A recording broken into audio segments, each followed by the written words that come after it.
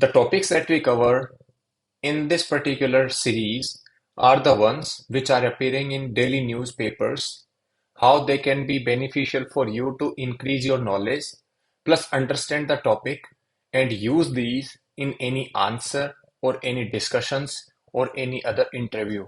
Today's topics would include National Clean Air Program, part of our GS1, Article 244A and Assam tribal areas, it will be part of GS2. Fight over inheritance tax, what is this, how it can affect the business community, and how it is going to be helpful for redistribution. We will be also dealing with it. It is part of both GS2 and 3 in the policy making and in the economy section. Then the fourth one comes as the redistribution of the private property, and that is part of our GS2 answer. Now we move on to the first one. Sorry, the next topic would include women in the STEM courses, science, technology, and engineering. We will be dealing with it. Now, the first one, Clean Air Program, that is called National Clean Air Program. So, what is the National Clean Air Program? First of all, we should understand that it is for those cities which are actually having the PM levels that is greater than the permitted levels. So whenever the PM levels are greater than the permitted levels, the cities actually have to implement some programs. So clean air actually, is the one of the basic human right, and it can be then breathed by the residents there. So National Clean Air Program seeks to just achieve it. When we talk about National Clean Air Program, it is currently running with the funding of somewhere around 10,500 crore rupees. When we talk about it, so National Clean Air Program has tried to reduce the amount of wastage that used to happen there in the other cities where the pollution levels were higher. In this one, the implementation of Clean Air Program has been one of the inconsistent. So the questions can be asked in the format that what is NCAP, how it has been useful in reducing the Clean Air Program. So you can write that the success story of this Clean Air Program has been regarding the installation of smoke towers, better solid waste management facilities, decrease in the uh, pollution levels across the cities. But the problem has been also many. And what is the problems? So the implementation level challenges has been very, very noteworthy. Even the local level bureaucracy actually has been not that much empowered to spend whatever the sanctioned amount of the funds are. So suppose say close to 10,500 crore rupees that has been sanctioned for this program. Vast amount is still pending. Second thing is the bureaucratic red tape. So what is the bureaucratic red tape? Bureaucratic red tape also does not allow actually the program's successful implementation. So when we talk about the funding requirement also, then out of 10,422 crore rupees, on an average, 60% of the allotted fund have been used thus far, according to the ministry, with 27% of cities actually spending less than 30% of their designated budgets. There are cities like Visakhapatnam and Bangalore that have spent even that have even not spent or even spent 1% of the designated funds of the NCAP. So Visakhapatnam has spent none, and Bangalore have spent only 1% of the funds those were designated for the National Clean Air Program. Implementation also delays hinder NCAP success, particularly delays in approvals from the competent authorities. For example, technical specification of tendering processes or for procuring products such as mechanical sweepers and electrical buses also have been a little challenging work.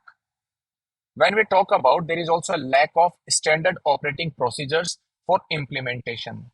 So across cities, there is no standard operating procedures, and in the absence of the strong operating procedures, there have been problems as well because city-wise there are not defined criteria how they can be utilized. Other reasons include bureaucratic red tape and lingering doubts regarding the effectiveness of the proposed mitigation measures. After the recent findings over the inefficacy of the outdoor smoke towers, decision makers' hesitation is also justified. In this NCAP program, there are three kind of approaches. Number one, based on the emission inventory. Another is the air quality modeling, and another is the source apportionment. So in emission inventory and air quality modeling are and source apportioning actually are the part of the NCAP in which SI and EI means emission inventory and source apportionment studies are critical to identify and understand the origins of the pollution. National Clean Air Program actually implements this because number one, identification of the source of the pollution and their contribution is effective is necessary for effective and efficient implementation of this particular program. It allows experts to forecast future missions that is based on the demographic shifts and technological advancements across sectors among other factors. Emission inventory also helps shape target pollution control strategies. Assay studies, that is source apportionment, offer a detailed analysis of contributions from various pollution sources, including those are located far away. They are not suitable for predictive analysis and require substantial resources, including specialized personnel and equipment for chemical analysis. So, in the National Clean Air Program, there are two things which are emission inventory and source apportionment, and there is another one that is air modeling. So the gaps in the the gaps in the EI means emission inventory and source apportionment are being filled or bridged through AQ modeling, which informs understanding of pollution dispersion, including from distant sources. When we talk about how it is being used, so the National Clean Air Program actually should make a contribution or should make a changes where bureaucratic delays cannot hamper it. Another can be that, if you want to implement a better NCAP program, another is the fund dispersion strategies. There should be some standard operating procedure by which if the cities are looking for, say, any kind of tendering processes or for electric vehicles, etc., they are able to do it without any kind of hindrances. Third is about the bureaucratic red tape and how it can be reduced, and the talent of the local level bureaucracy. As the environment is a new and ongoing subject, so the capacities of the local level bureaucracies are very limited, and there is no dedicated bureaucracy for this work also. So, in the absence of no dedicated bureaucracy, it also becomes a challenge in the implementation part. That's why we should also try to bridge this particular. That is why, beyond the need for data and models, swift implementation on the ground of this program is essential if we want to see our cities clean air, that have clean air and free of the waste. Implementation agencies should seek to even utilize shared and standard technical evaluation. Journey towards clean air in India, as charted by the NCAP program, will be difficult but is necessary. That's why this is an evaluation of the NCAP program. If we are asked in the environmental section of GS3, it can be very, very helpful. Then comes Article 244A. 244A is basically a kind of article which provides the you see, Article 244 is seeking to create an autonomous state within a state.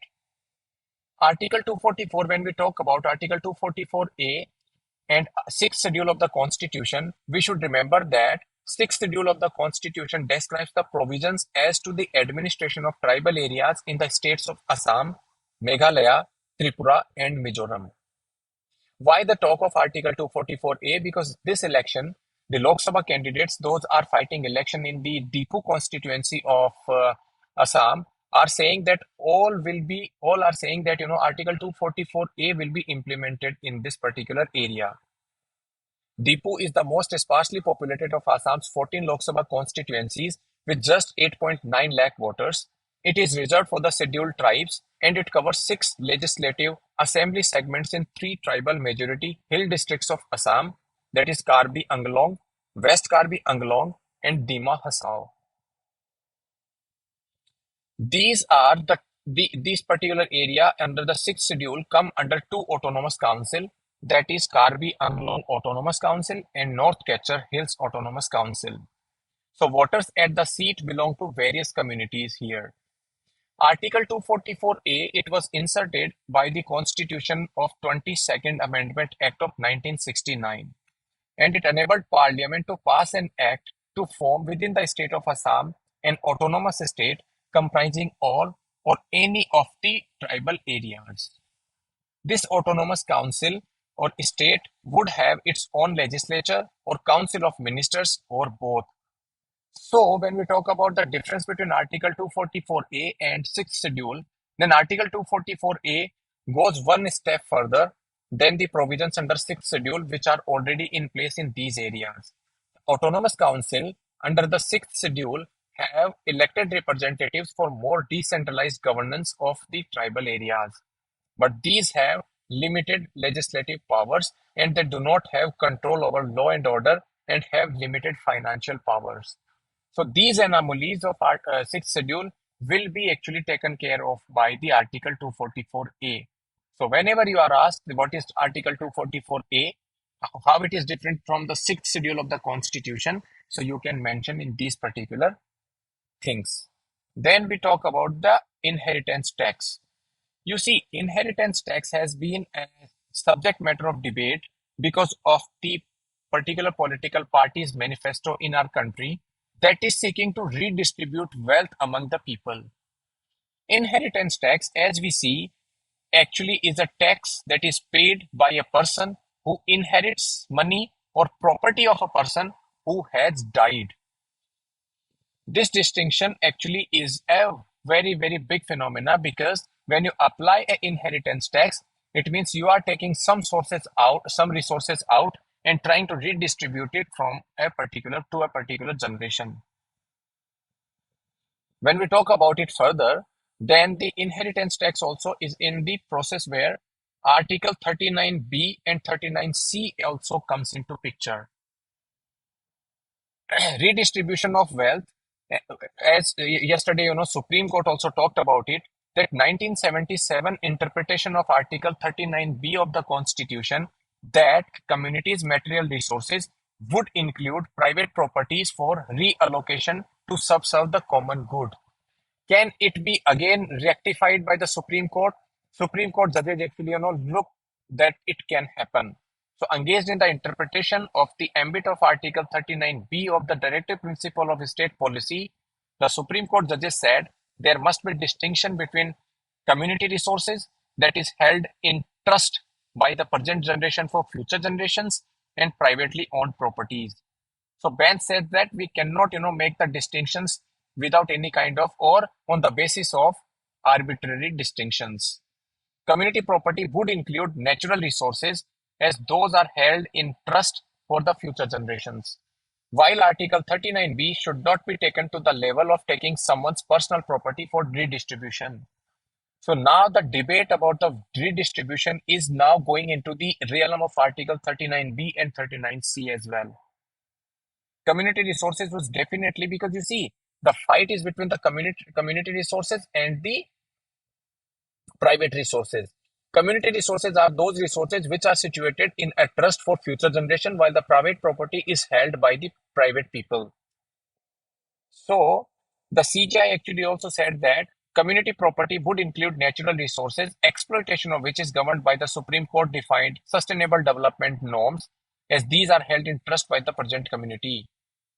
We cannot say that Article 39B has no application of private held properties like water, forest, and mines, but it should not be taken to the level of taking someone's public property or someone's private property. Then comes the talk about inheritance tax.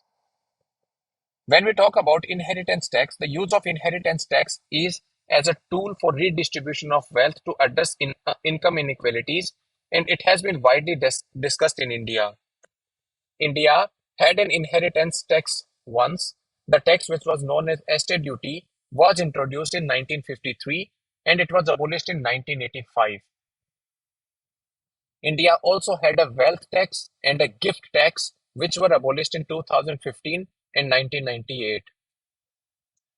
There was a talk about reintroduction of the inheritance tax in 2019 Lok Sabha election cycle also, and the idea was during the budget making exercise that July as well. When we talk about calls to tax billionaires to build more equitable societies have been growing louder globally.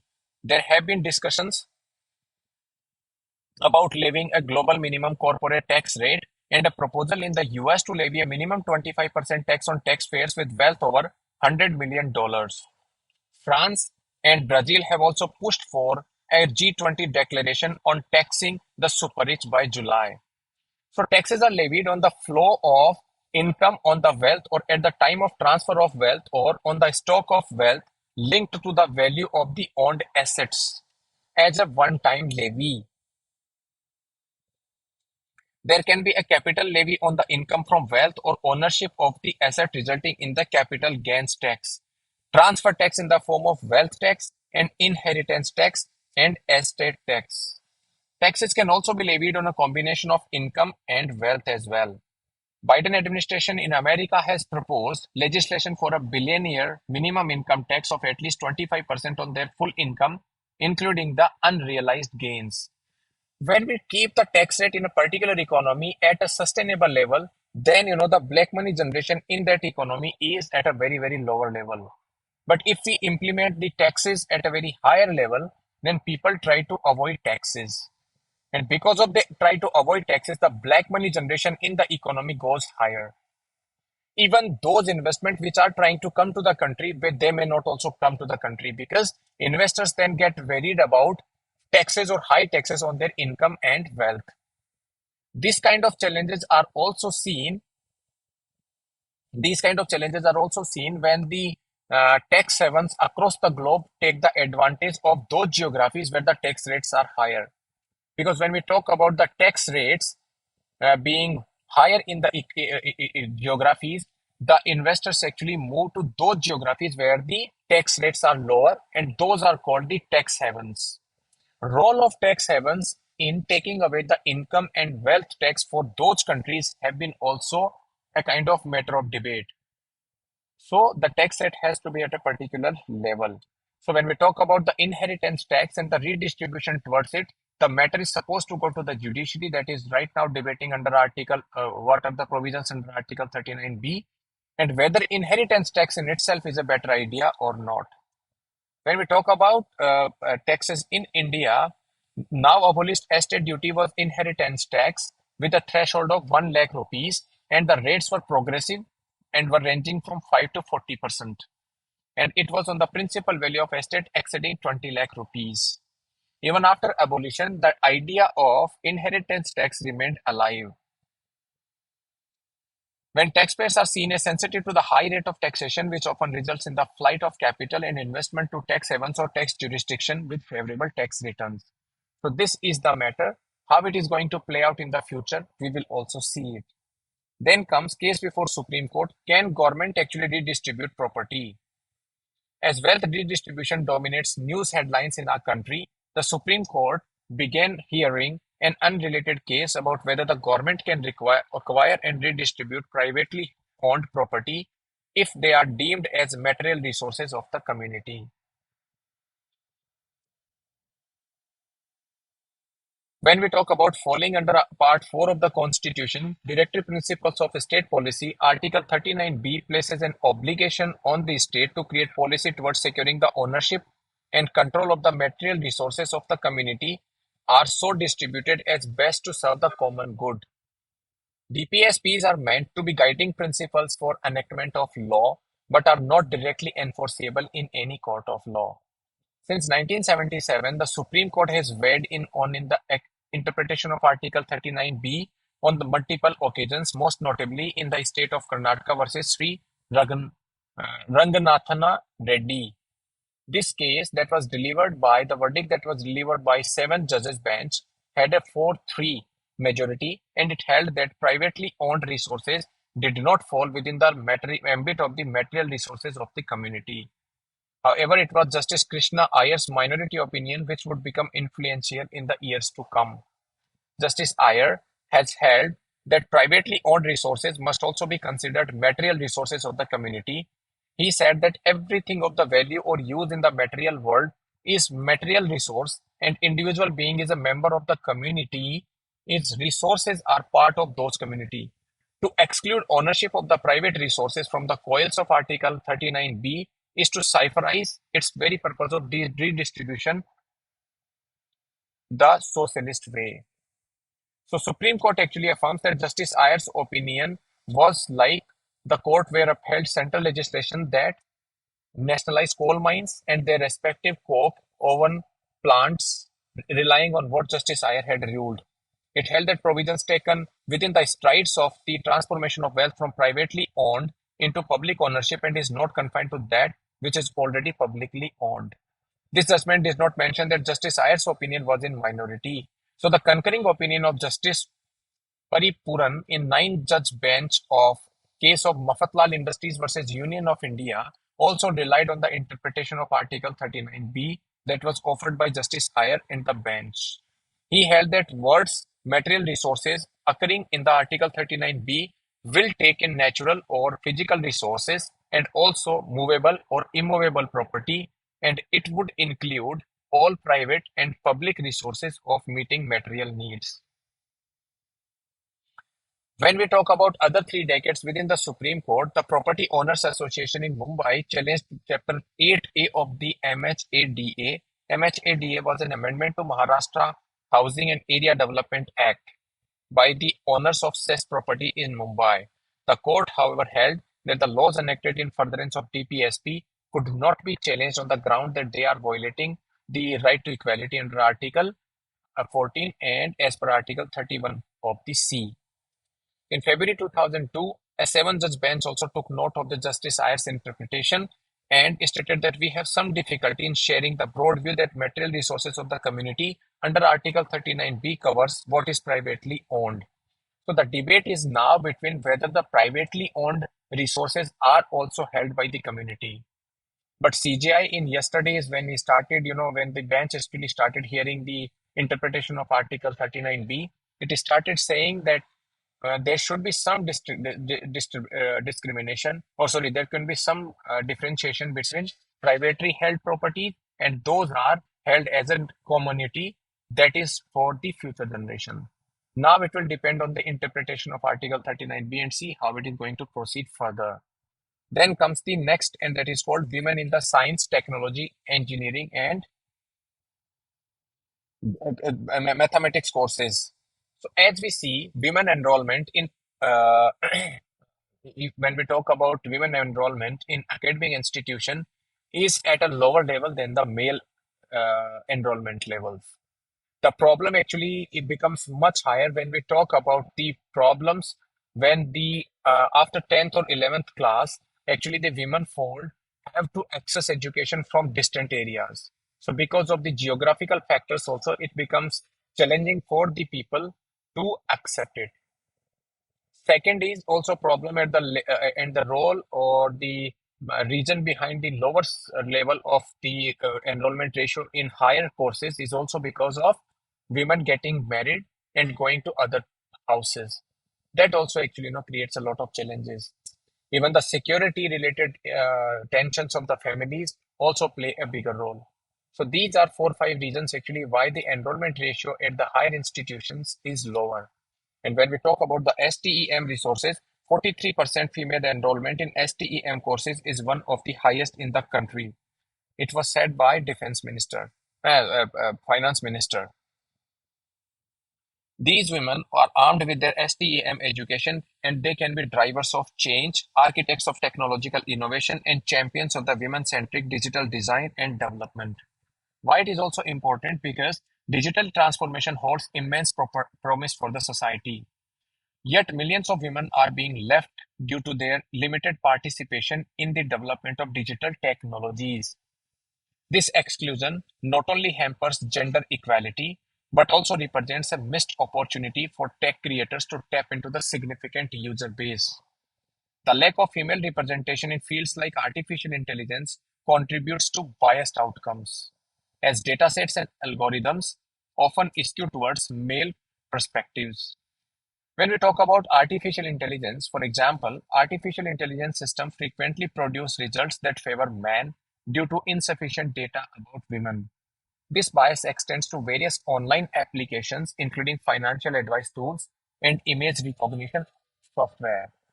When we talk about the gender disparity, Gender disparity in tech also extend beyond AI to encompass mobile phone uses, particularly in developing countries. It costs economy significant economic outcome. Research also indicates that mobile phones have the potential to empower women by providing access to education, financial services, and health. However, women's surge of mobile phones tends to be limited to basic functions like calls and photos due to several factors, including device capabilities and content relevance. Digital health innovations often overlook women's unique healthcare needs as well. So, if we want to make sure that the digital tools in the country are actually more inclusive for women, we should ensure that women get more, access to these devices, and the app creators or the content creators also increase the knowledge of or increase the content that is available for women to access. When we talk about the design of digital financial products and services, it also overlooks gender norms and literacy levels. It hinders women's access to banking and loans despite their proven ability to repay loans. So, inclusive outcomes actually are the necessity things, and for inclusive outcomes involving women in the creation of digital products, it will yield more inclusive and effective outcomes. Healthcare apps designed with women's input offer personalized insights into various health aspects, while co-designed financial services facilitate easier access to loans. So these kind of things, if we are able to implement and incorporate it into every product design, then the higher enrollment that is seen in the science, technology, engineering, and mathematics courses can then translate into making products or digital products which are women savvy and women centric. So a significant number of population can be made a part of the economy. It will not only improve the financial inclusivity factors also, but even would contribute more toward the social upliftment of women. So this was for today's lecture. We will meet in next one. For more such videos, you can like the button and subscribe the channel. Thank you.